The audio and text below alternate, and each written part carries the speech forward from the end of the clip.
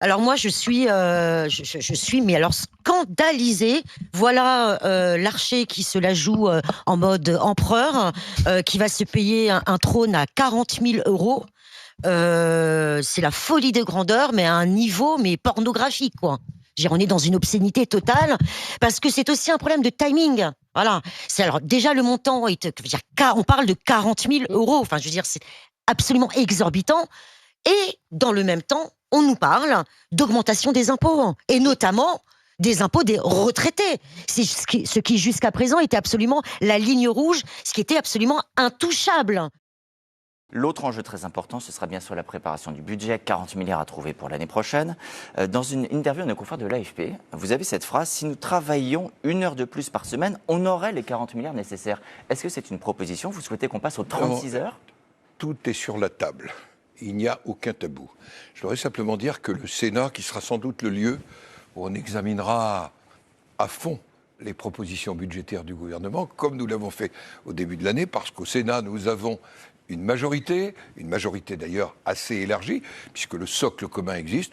Nous avons entrepris de mettre en chantier la préparation budgétaire depuis maintenant 2 mois.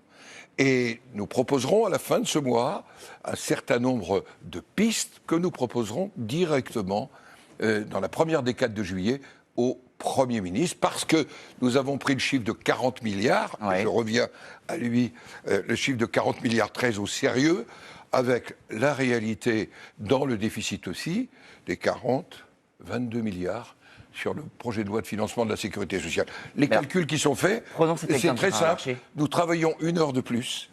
Nous passons de 35 heures à 36 heures. Et la différence, c'est 40 milliards. Est-ce que ça peut aller, ces économies, jusqu'à geler, par exemple, toutes les prestations sociales, geler les pensions de retraite, ne plus faire de revalorisation qui suivrait l'inflation? Tout est sur la table. Le gel budgétaire est sur la table. La réalité, il faut que ceux qui nous écoutent mesurent bien dans quelle situation financière nous sommes. Nous sommes avec 3 300 milliards de dettes. Nous avons 170 milliards de déficit cette année. Nous devons rejoindre une trajectoire progressivement de retour à l'équilibre. Donc il faut dépenser moins, et peut-être travailler un peu plus. Oui, mais 35 c'est aussi heures, cette réalité. Les 35 heures, c'est ce qu'on appelle un acquis social. Les Français n'ont sans doute pas envie de revenir là-dessus. Posez la question aux Grecs, aux Portugais, aux Espagnols. Quand on est dans une situation où on ne peut plus faire face, j'allais dire, aux agences de notation et aux prêteurs financiers extérieurs, alors il y aura d'autres réveils douloureux. Je pense, cher Bruce Toussaint, que l'acte budgétaire doit être un acte en vérité et en courage. En direction de certaines catégories. Mais bien sûr, mais nous le disons depuis longtemps, nous n'avons pas les moyens.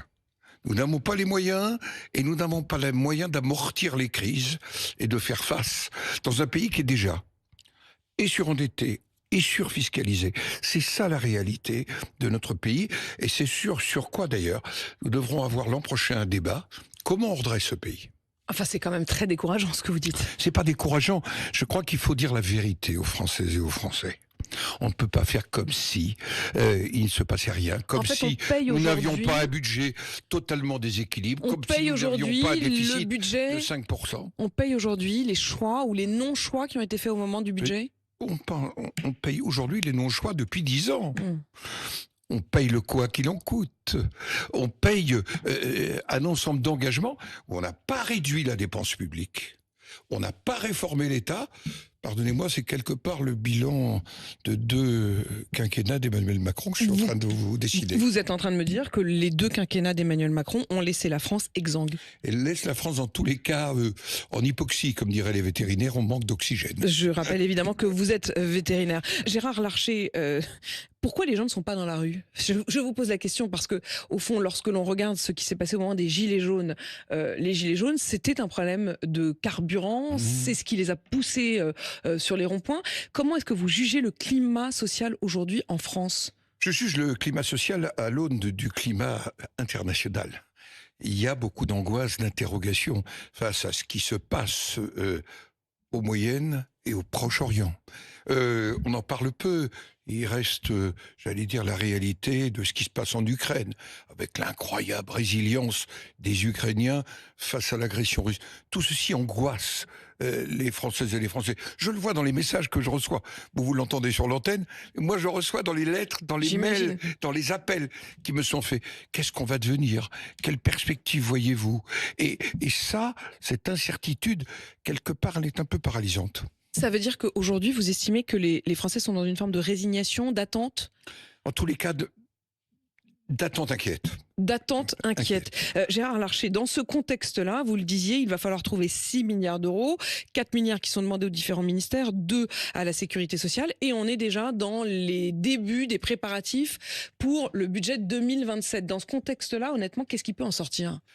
D'abord, il y aura un autre rendez-vous en juin du comité d'alerte des finances publiques, qu'elle soit sociale ou qu'elle soit projet de loi de finances, et nous verrons en fonction de l'évolution internationale s'il n'y a pas d'autres nécessités de gel et de surgel. Vous anticipez déjà que les 6 milliards, écoutez, ce sera pas assez. Nous, au Sénat, en tous les cas, nous suivons ça avec beaucoup d'attention. Nous avions mis en garde le gouvernement. Vous savez que nous avions fait des propositions budgétaires qui allaient beaucoup plus loin dans la réduction des dépenses.